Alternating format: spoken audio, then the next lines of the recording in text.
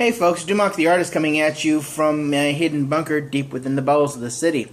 And there's been quite a few articles lately regarding the rising decline of Christianity here in the United States.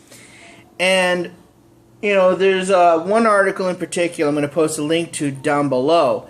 And I know that some of you know that this is kind of a pet topic that I have that I go back to every once in a great while when I want to rant or have a serious discussion. And as a matter of fact, I have talked about it on an upcoming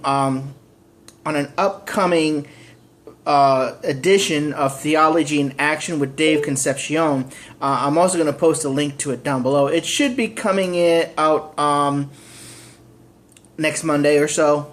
Hopefully you'll be able to listen to it and hear some of my thoughts on the matter without having to look at my ugly face. But getting back to the topic of conversation, and some folks have been stating, especially some of the religious, that people stop seeking out God when times are good, and because they don't need him, they don't want him, blah, blah, blah, blah, blah. And that's why people are leaving the church in number, you know, and there's a rise in people who are no longer affiliated with any kind of religion whatsoever.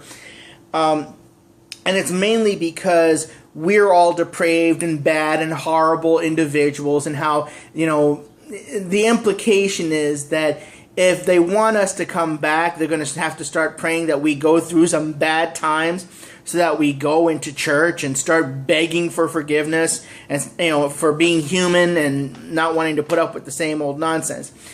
And I kind of want to throw this out there to you guys so that way you understand why a lot of us have decided to leave. A lot of it has to do with the simple fact of Christian bad behavior. Over the past 20 years or so, we've seen a gradual embracing of this nationalistic religion that's grown up in Christian circles, where it's no longer considered, where if you consider yourself a believer in XYZ religion, you have to be a member of XYZ politics or political group. In short, if you're an evangelical Christian, you have to be a Republican and a conservative, or at the very most, a teabagger. And, you know, there's this sense that people are getting sick and tired of religious groups and religious leaders embracing the doctrine of stupidity. What I mean by this is that it's one thing to disagree with gay marriage, and it's one thing to disagree with homosexuality. Whether you believe that it's intrinsic in certain people or not, that's not the issue.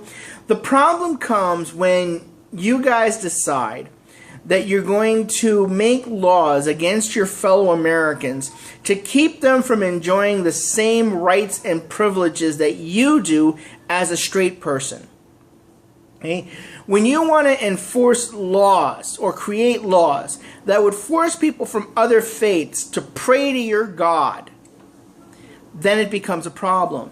When you try to inject religious ideology into the classroom without there being a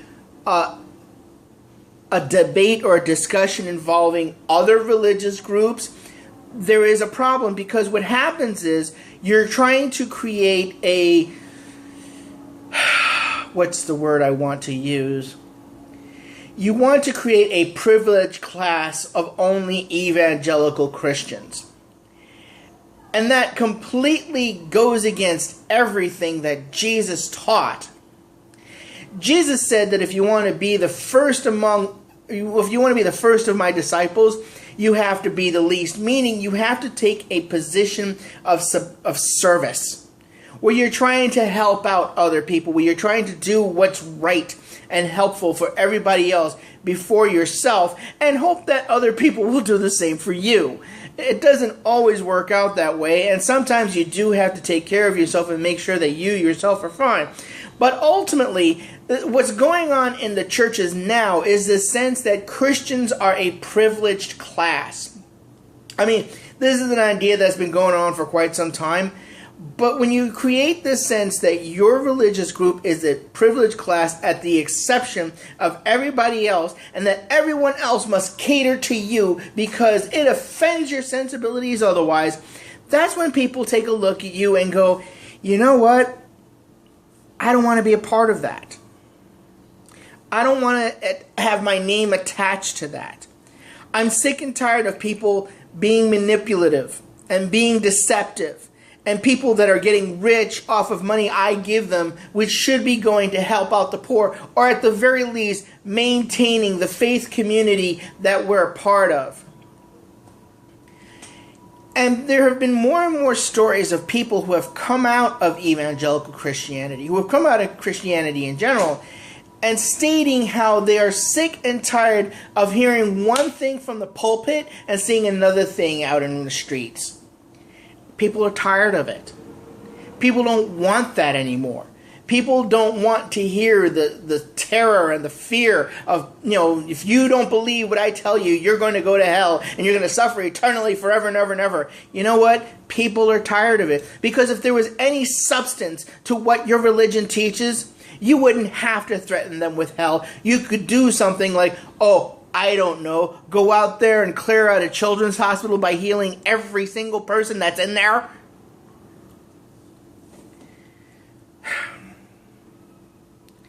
People are sick and tired of the hype. They're sick and tired of the fakeness. They're sick and tired of the hypocrisy. They're sick and tired of the meanness. They're sick and tired of seeing, people who claim to follow a religion of love and compassion going around and acting like a bunch of spoiled children.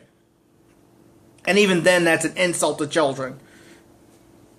And I don't like kids very much. Well, except for a few, but that's beside the point. The fact is, if you're going to go around and act like children, don't then wonder why people are trying to take away your toys. This is Dumark the Artist signing off. Sanchini Falcha. Have a nice day.